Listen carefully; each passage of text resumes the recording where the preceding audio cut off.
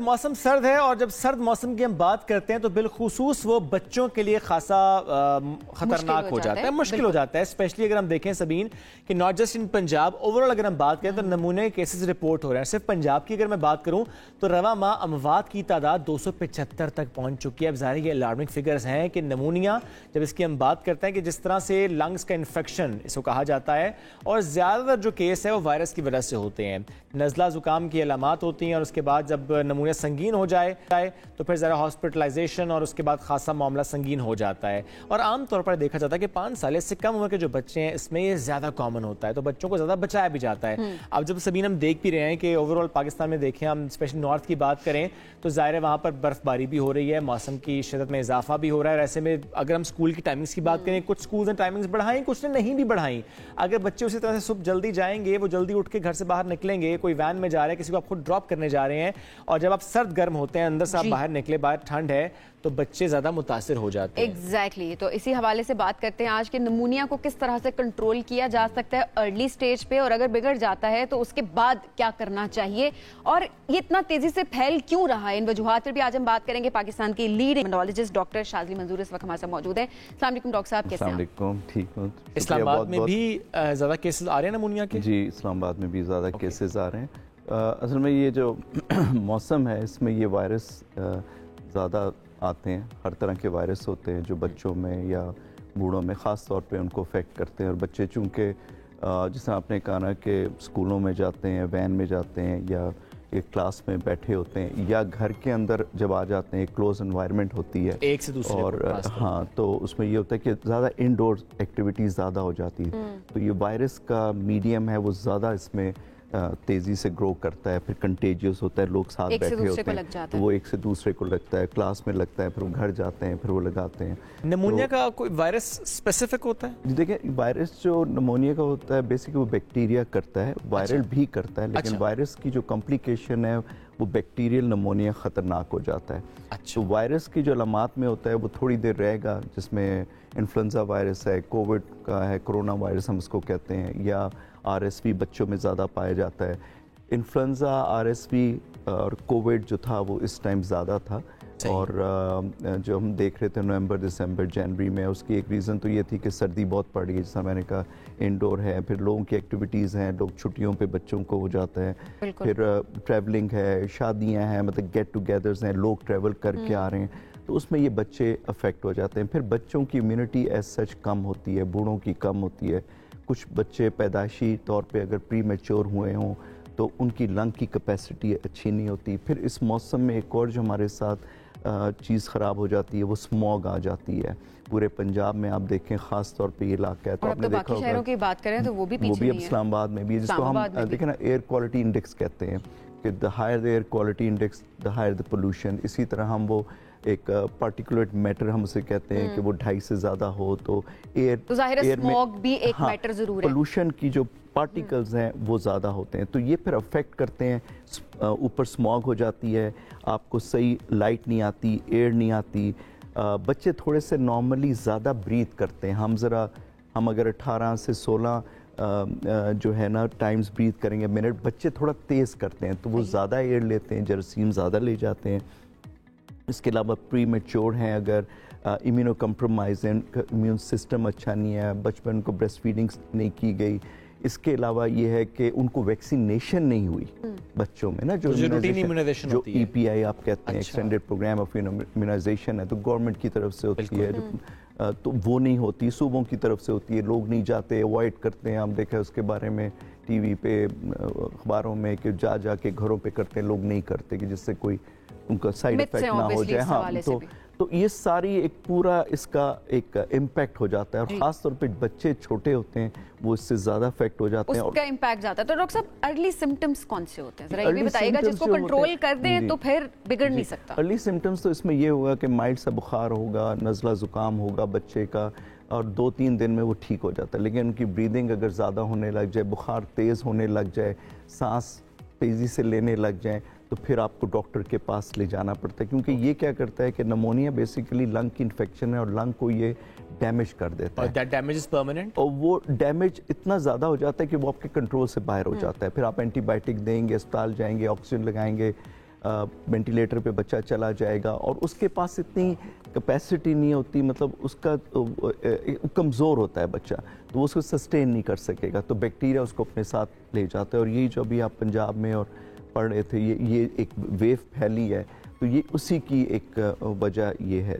और ज़ाहिर जब नमूनिया बिगड़ता है तो ज़ाहिर है उसकी एक लास्ट स्टेज फिर खुदा न खास्ता डेथ की तरफ होती है, क्योंकि जिस तरह आपने खुद भी कहा कि अच्छा अगर बिगड़ रहा हो तो हॉस्पिटलाइजेशन पहले कर लें, तो ऐसे कौन से साइंस एंड सिम्टम्स होते हैं कि जिसको आपको नज़रअंदाज नहीं करना कि खुदा न खास्ता अगर बिगड़ गया तो that would be the permanent damage? देखिए बच्चों में ज़रा और बूढ़ों में चीज़ें बताना मुश्किल होती हैं। सही है। अगर मुझे बुखार है, मैं बता दूंगा जी मेरा टेम्परेचर चेक कर लो, मुझे 102 बुखार है, मुझे सांस नहीं आ रहा, मुझे मतलब मैं अलामात में खांसी ज़्यादा हो रही है, मुझे खांसी में खुदा न खास्ता खून आ रहा है, लेकिन बच्चा आपको नहीं बता सकेगा। And same thing with older people ना, वो भी नहीं बता सके।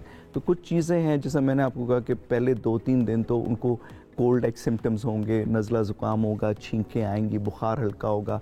अगर वो 2-3 दिन में नहीं सबसाइड कर रहा, उनका ब्रीदिंग पैटर्न तेज़ हो रहा है, बुखार तेज़ हो रहा है, और सबसे इम्पॉर्टेंट बात है कि बच्चा लिस्टलेस हो जाता है, जैसे हम इंग्लिश में कहते हैं ना कि वो हरकत नहीं करेगा, वो गनूदगी में रहेगा, और उस बच्चा बहुत एक्टिव होता है। मैं मिसाल ये देता हूँ कि अगर हमें खुदा न खास्ता बुखार हो जाए 102, तो हम तो यहाँ बिस्तरे पे लेट जाएंगे। बच्चा स्कूल गोइंग को अगर बुखार हो तो वो फिर भी खेलता रहेगा, तो ये डिसेप्टिव हो जाता है, ये डिसीव कर देता है आपको, और आप इसको पहचान नहीं सकते। बच्चा तो एक्टिव है, उसको बच्चा तो एक्टिव है, अब उसको तो सांस भी खराब है, वो तो नहीं आके बताएगा। मतलब हमारे क्लिनिक में बच्चे आते हैं, इनको अस्थमा है, जो भी है, नहीं बताते जब तक उनकी माँ नहीं कुछ चीज़ नोट करती। तो उसमें यही है कि अगर बुखार नहीं जा रहा, बुखार तेज़ हो रहा है, बच्चा थोड़ा गनूदगी में जा रहा है, लिस्टलेस है, खेल नहीं रहा, एक्टिव नहीं है, सांस उसका तेज़ तेज़ ले रहा है, खाना पीना उसने कम कर दिया है, ठीक है ना, दूध लेना, खाना लेना, जो भी उसकी है, तो ये सारे साइंस हैं जो आपको लेके उसको फौरन अस्पताल में जाएं जी, क्योंकि टाइम जो है वो बहुत इंपॉर्टेंट है। जाहिर बात है जब अस्पताल बच्चा पहुंचेगा या कोई भी, तो मेडिकेशन, अगर आप मेडिकेशन देते हैं तो एक डोज से तो काम नहीं चलेगा ना, उसको आप रखेंगे, हाँ 24 to 72 आवर्स लगते हैं उन दवाइयों को काम करने में, तो जितना आप डिले आएंगे उसका इफेक्ट डिले होगा, तो आप फौरन लेके जाएं। तो यही आपकी तरफ से जो इलेक्ट्रॉनिक मीडिया है, आपका प्रिंट मीडिया है, जो आप लोग हैं, कि ये हमें बताना चाहिए माँओं को, घर में जो लोग हैं जो बच्चों का ख्याल रखते हैं, कि अगर बच्चा स्कूल से आ रहा है या बच्चा घर में है तो उसके ये साइंस हैं वो देखें। तो बच्चा अगर ठीक हाँ टोटके शुरू कर देंगे, दवाइयाँ देनी खुद से, उसमें वो उसका इफेक्ट मास्क हो जाता है। ठीक है ना। अब आप किसी को पेट में दर्द है, उसको अपेंडिक्स की दर्द हो रही है, अगर आप उसको दर्द की दवाई दे देंगे, आप डॉक्टर के पास इमरजेंसी मिल जाएंगे, वो कहेगा अब वो दर्द गायब हो गई है, अब वो कैसे उसको असेस करेगा कि इसको अपेंडिक्स है। तो सेम थिंग ये हमारे यहाँ भी होता है, एक बाजार से एंटीबायोटिक भी लेके शुरू हो जाती है, हाँ ब्रूफन दे दी, ये दे दी, वो चीज़ें दवाइयाँ देते रहते हैं, बस कहते हैं ठीक हो गया, यहाँ पैरासिटामोल दे दी तो जी ठीक हो जाएगा। फिर घर के हैं, बुजुर्ग हैं, वो अपने टोटके जी अस्पताल ना लेके जाना, अस्पताल लेके जाओगे तो ये हो जाएगा, डॉक्टर के पास ना लेके जाओ। और फिर जो सबसे ज़्यादा जो मैं क्लिनिक में विटनेस करता हूँ कि लोग डॉक्टर के पास जाना अवॉइड करते हैं लोग अस्पतालों में, और सबसे ज़्यादा दवाई लेने में उनको एतराज़ होता है। अब दवाई आपकी ज़िंदगी बचाती है, डॉक्टर आपकी ज़िंदगी बचाता है, वो उसको कहते हैं कि इसके साइड इफ़ेक्ट ना हो जाए। एक बंदा जो बीमार हो गया है, जो मौत के दहाने पे पहुंच चुका है, सर क्या नुकसान, वो कोई दवाई से तो नहीं हुआ ना, वो तो बीमारी से आया, और आप उसको दवाई देंगे। लेट द डॉक्टर डिसाइड कि उसने क्या करना है, क्या दवाई देनी है। तो हमारे यहाँ अनफॉर्चुनेटली इस वजह से लोग जो है ना वो बदकिस्मती से डॉक्टर के पास नहीं जाते, एंटीबायोटिक क्यों दे दी, अब एंटीबायोटिक की जरूरत है तो देंगे तभी दे रहे हैं ना, ऑब्वियसली। तो ये सारी चीजें खुद से ना ले, लेकिन अगर डॉक्टर रिकमेंड कर रहे हैं और ऐसी सिचुएशन है तो फिर तो जरूर लेना। डॉक्टर साहब इसमें दो चीज़ें और भी, एक जब सुबह के वक्त ठंड ज़्यादा होती है जब बच्चे घरों से निकलते हैं स्कूल के लिए, और दूसरे वो जो कि इंतज़ार कर रहे होते हैं कि स्नोफॉल होगी, हम जाएंगे ज़रा मरी नथे गली इधर उधर, तो जब ठंड वाले इलाकों में स्पेशली 1-2 दिन के लिए जाते हैं, क्या वाकई ऐसा होता है कि वो एक दिन जाने से ठंड लगने से ज़्यादा बीमार होकर नमूनिया की तरफ मामला जाए? देखिए जब आप जाएंगे ना, आप एक्सर्ट करेंगे अपने आप को। अभी आपने बड़ी अच्छी बात की, हमारे ये बुजुर्ग बताते थे, ये गर्म सरद का कॉन्सेप्ट है کہ آپ گرم کمرے سے ٹھنڈے میں چلے گئے یا ٹھنڈے سے, یہ باڈی ٹمپریچر میں جب ڈفرنس آتا ہے نا اتنا, تو یہ بیکٹیریا وائرس تو آپ کے ارد گرد ہیں, یہ اٹیک کر دیتے ہیں. ٹھیک ہے, پھر آپ انکلوز ہیں, آپ گاڑیوں میں جا رہے ہیں, باہر برف ہے, آپ کو سے اپنے کپڑے نہیں پہنے, سب سے پہلے وہ یہاں اٹیک کرے گا. اس لیے ماسک کی ضرورت ہے. اس لیے جب آپ کراؤڈیڈ ایریا میں ہیں, آپ وہی پرانا کرونا کہہ کے ہینڈ واشنگ کریں. کوئی بیمار ہے جس کو گھر میں سنیزنگ ہے, کسی کو نزلہ زکام ہے, اس کو دور کر دیں بزرگوں سے یا چھوٹے بچوں سے. اگر ماں بھی بیمار ہے تو وہ بھی اپنے آپ کو بچے سے علیحدہ کر لے. تو یہ ساری چیزیں پریکاشن ہیں. اب مسئلہ ہوتا ہے کہ جب آپ جاتے ہیں ان جگہوں پہ تو ہیوج نمبر آف پیپل آئے ہوتے ہیں, تو آپ دیکھیں کلوز کانٹیکٹ ہے, آپ کو بریدنگ ایٹماسفیئر نہیں میں, اوپر سے آپ کا کلاؤڈ ہے, تو وہ سارا ایئر ایک جگہ پہ ہو جاتا ہے اور پھر آپ یہ چیز بریتھ ان کرتے ہیں تو یہ ساری آپ بیماری اپنے ساتھ لے آتے ہیں. تو گھر آئیں گے سائیکل کو بریک کرنے کے لیے بہت اہم ہے کہ آپ اوائڈ کریں. ایک ہجوم جاتا ہے نا, ہم بس وہ سنو فال ہوگی سب پہنچ کے, ہمارا ایک کانسیپٹ ہے کہ بس جی آپ چلیں, اور ایک جمع غفیر ہے, کوئی احتیاط نہیں ہوتی, کپڑوں کی احتیاط نہیں ہے, کوئی گاڑیوں کا نہیں پتا, جوم پہنچ گیا, سٹک ہو گئے ہیں, کپڑے نہیں ہے, آپ ہیٹر نہیں ہے اندر, گاڑی کو کس طرح پہنچ چھوڑیں. تو یہ ساری بچوں کے آپ کے پاس سارے ہوتے ہیں. اچھا ڈاکٹر صاحب, اب جس طرح پہلے آپ نے ذکر کیا کہ امیونٹی کا بڑا اس میں رول ہوتا ہے کہ امیونٹی آپ کی اچھی ہونی چاہیے. بچوں کے حوالے سے بتائیں اور بڑوں کے حوالے سے بتائیں کہ سردیوں میں اسپیشلی ایکسٹریم سردی ہے, خشک سردی ہے, اس میں آپ کی ڈائٹ کیسی ہونی چاہیے, کیا چیزیں آپ ایڈ کر لیں اپنی ڈائٹ میں؟ ڈائٹ ایڈ کرنے کی ضرورت نہیں ہے سمین, آپ ڈائٹ کو نا بیلنس رکھیں, آپ ہر چیز اس کو دیں. جو چیز آپ نے نہیں کرنی وہ آپ نے بیسیکلی آؤٹ ڈور ایکٹیویٹیز کو کم کرنا ہے, کراؤڈڈ ایریاز میں نہیں جانا.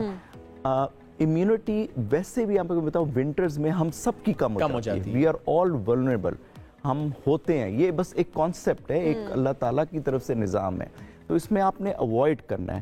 ہم ونٹرز کو زیادہ ایکٹیویٹیز کرتے ہیں, بلکہ دنیا میں لوگ سمرز میں نکلتے ہیں, کھلا ہوتا ہے, دھوپ ہوتی ہے, آپ کو ایک وہ ملتا ہے, یہاں الٹا ہوتا ہے. تو یہ ساری چیزیں, ڈائٹ آپ اپنی بیلنس رہیں, ڈائٹ کو آپ کو امپروو نہ کریں.